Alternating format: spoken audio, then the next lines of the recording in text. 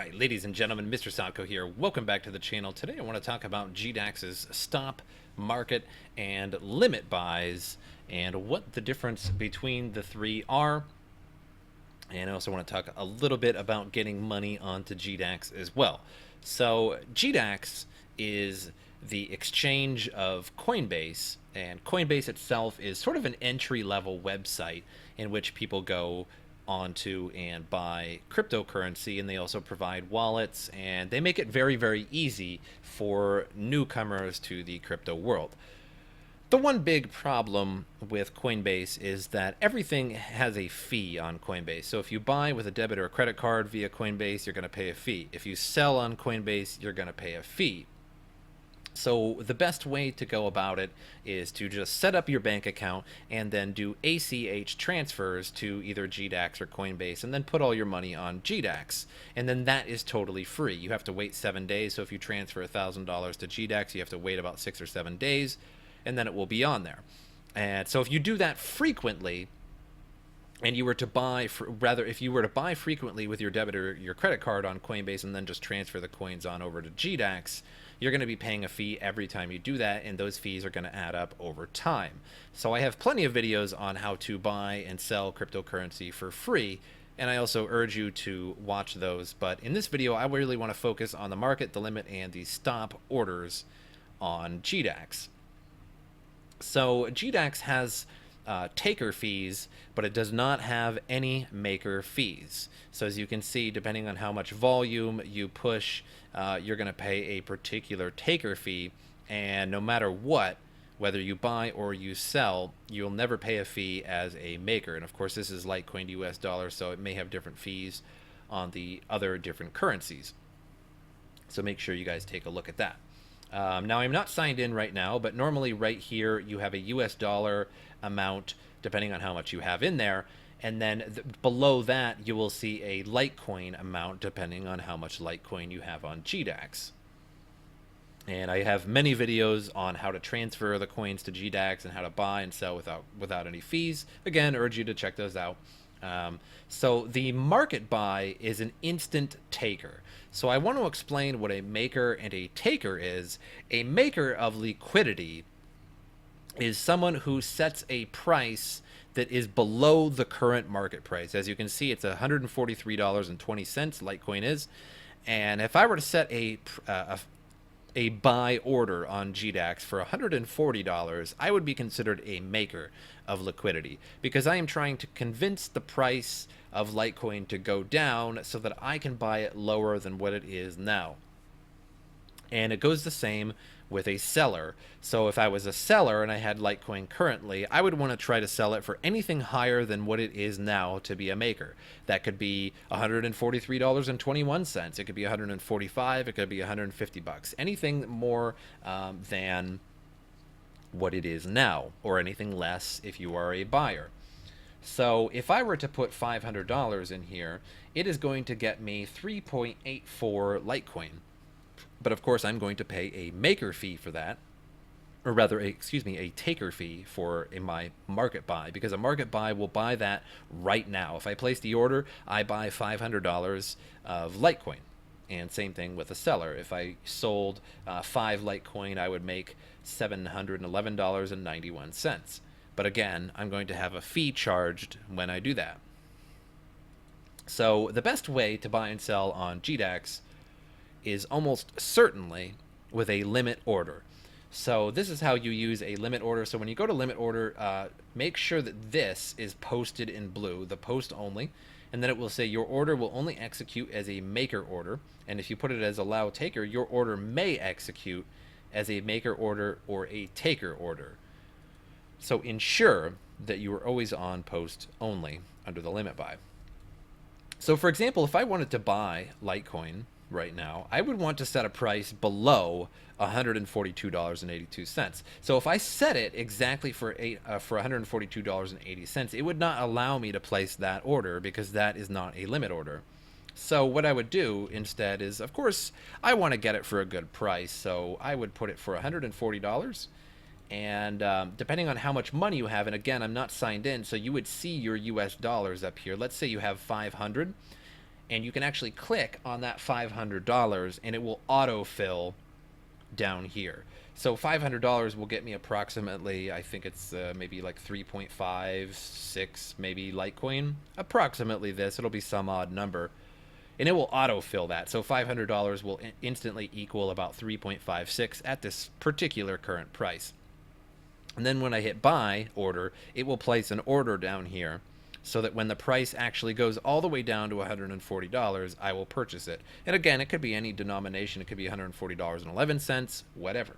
And you can actually see your order when you place it in the, I got to bring up the aggregation a little bit, but you would see your own order at $140.11 somewhere around in here when you place that order. Same thing with the sell order. So if I wanted to sell it, of course I want to sell it higher than the mid-market price, as you see there in the center. And so let's say I want to sell it for $150. So I would sell it for $150, and I have, and remember, I just pretended to rather, 3.56 Litecoin. So if I sold 3.56 Litecoin at 500 or at $150, I would have $534. So technically, I just made $34 if the price of Litecoin went to 150, and I had 3.56 of them. So when I place that sell order, again, it's going to be the same thing. There's going to be a sell order down here, and once that price goes all the way up to 150, it will sell at $150. And then I'll have my $534 that will instantly be transferred up here where you see your US dollars normally. And I would now have $534 up there so that I could rebuy Litecoin or rebuy a different coin if I would like. Now, the stop order is a little bit more, I got an itchy nose today. The stop order is a little bit more complicated. So the first thing you want to do is open up this advanced tab, and then you'll have a limit price in there. So yes, the limit is the same thing. So if you make a limit price and it successfully purchases that way, it will be feeless, or at least theoretically. So stop order is a little bit more advanced, and it can result in a fee, unlike limit order with the post only selected.